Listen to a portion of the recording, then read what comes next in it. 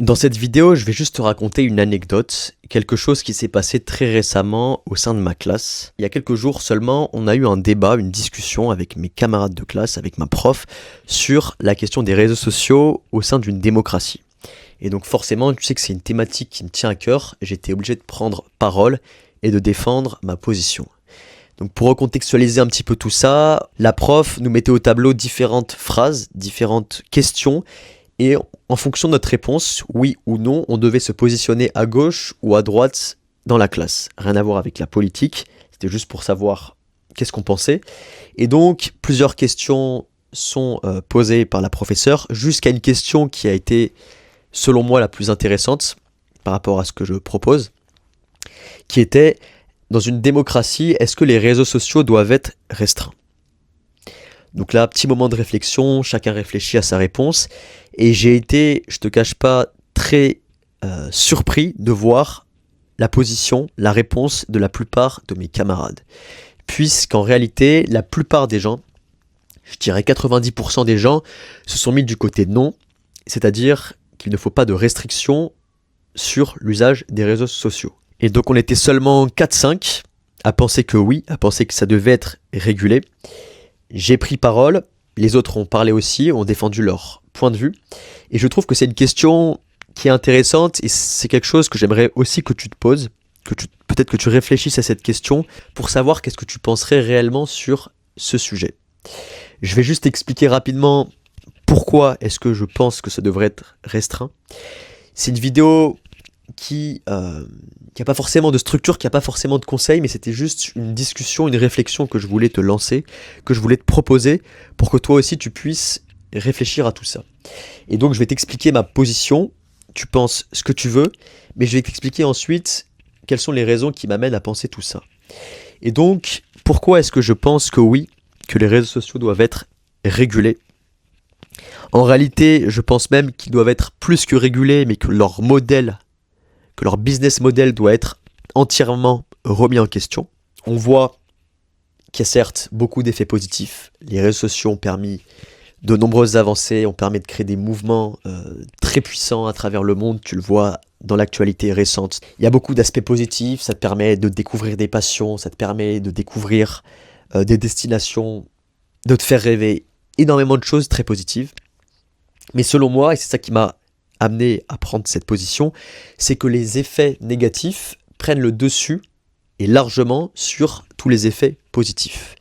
Les effets négatifs, on pourrait faire une vidéo dédiée pour tous les évoquer, mais que ce soit sur l'aspect individuel avec une augmentation de l'anxiété à partir des années 2012-2013 et donc l'avènement d'Instagram, une augmentation de l'anxiété flagrante chez les jeunes adolescents, une augmentation aussi de l'isolement chez les jeunes, bref, plein de points négatifs. Et donc, c'est tout ça qui m'a amené à penser tout ça, en plus de l'addiction généralisée que la plupart d'entre nous ont maintenant à l'égard des réseaux sociaux.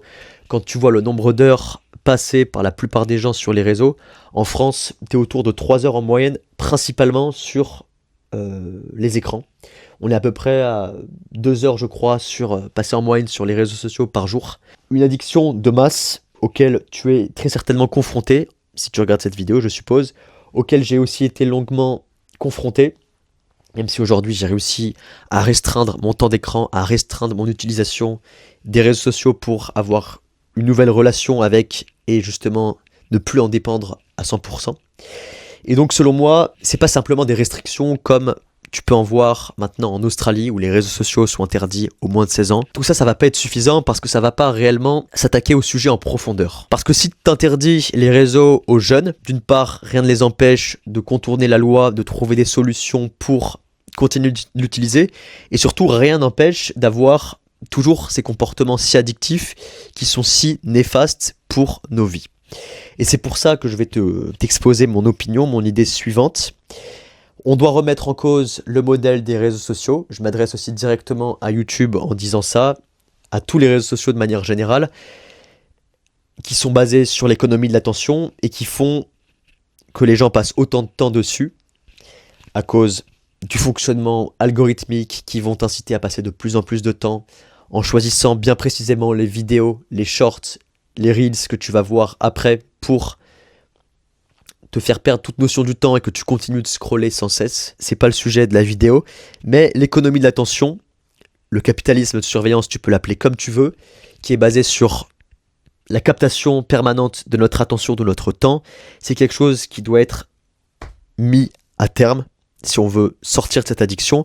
Et justement, il y a des propositions que je lisais dans des livres, dans des articles, qui pourraient remplacer ce fonctionnement des réseaux sociaux, qui pourraient être des messages ambitieux, courageux, mais vraiment de changements drastiques à l'égard des géants de la tech, de YouTube, de Twitter, de Facebook, d'Instagram.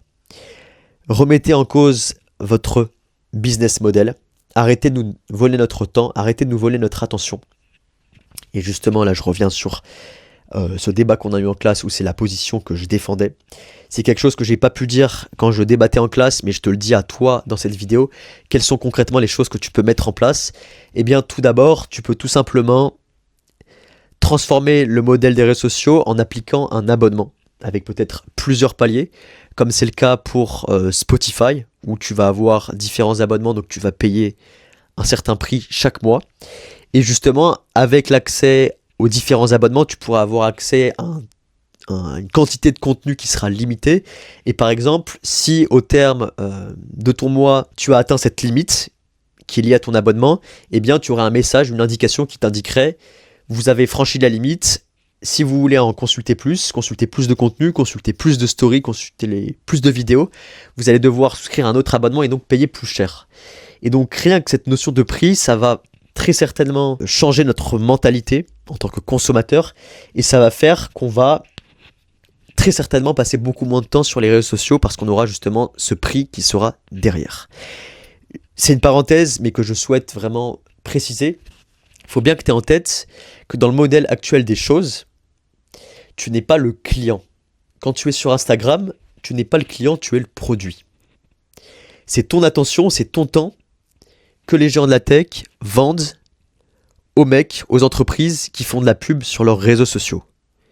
Toi, tu payes rien, donc logiquement, tu n'es pas client, mais tu vas être le produit vendu à ces entreprises qui font de la pub. Et rien que le fait de justement mettre en place un abonnement, ça va te transformer d'un produit à un client. Et donc tu vas avoir une responsabilité beaucoup plus importante, un rôle et un pouvoir qui sont beaucoup plus importants. Une autre proposition, ça pourrait être de tout simplement arrêter de faire propriété les réseaux sociaux de ces justement entreprises privées qui font des milliards d'euros de chiffre d'affaires et qui sont là pour voler notre temps, notre attention. Mais ça pourrait être de rendre ces réseaux sociaux propriété d'organismes publics mais non étatiques. Je précise rapidement pourquoi non étatique. Tout simplement parce que si les réseaux sociaux sont au service d'État, il va y avoir plein de dérives. Tu peux le voir déjà dans des États autoritaires où les réseaux sociaux sont possédés par l'État. Mais si tu rends justement les réseaux sociaux deviennent propriété d'organismes publics mais non étatiques, eh bien ces organismes qui n'auront pas d'intérêt lucratif comme c'est le cas des entreprises privées, ils pourront justement faire un meilleur usage, une meilleure utilisation des réseaux sociaux pour arrêter de te voler ton temps, ton attention et pour justement que tu crées une relation plus saine avec les réseaux sociaux. N'oublie pas qu'à l'origine, réseau social, tu as le mot social dedans, c'est-à-dire créer plus d'interactions sociales et donc passer de cet écran où tu vas échanger avec des gens à la vraie vie, où tu vas créer des vraies connexions face à face avec des vrais humains. Je te laisse te créer ta propre opinion sur la question. Qu'est-ce que tu penses de tout ça ? Faut-il restreindre ou non les réseaux sociaux? Faut-il aller plus loin que tout ça? Je te donne ma position, t'en fais ce que tu veux, mais en tout cas j'espère que cette vidéo te permettra de réfléchir un petit peu à tout ça et à ton addiction aux réseaux sociaux. Petite parenthèse justement, si tu souhaites réduire ton temps d'écran, sortir de cette addiction aux réseaux sociaux, bien sûr que les solutions individuelles ne seront pas suffisantes, mais en tout cas ça peut être une très très bonne base. Et c'est justement pour ça que je propose l'accès à mes communautés gratuites, dont je te mets le lien en description. C'est pour se retrouver entre jeunes qui souhaitent arrêter de dépendre des réseaux, arrêter de dépendre des écrans, pour mener des vies plus épanouies, plus intenses. Et c'est pour ça que je propose cet accès à cette communauté, c'est pour essayer de donner des conseils basés sur l'individuel, tout un tas de bonnes habitudes que tu peux mettre en place pour, dans un premier temps, travailler sur ton addiction, et pour ensuite faire de ce mouvement un mouvement d'ampleur, et pour, grâce au nombre, essayer de transmettre les messages que je suis en train de transmettre, et pour définitivement transformer le modèle des réseaux sociaux.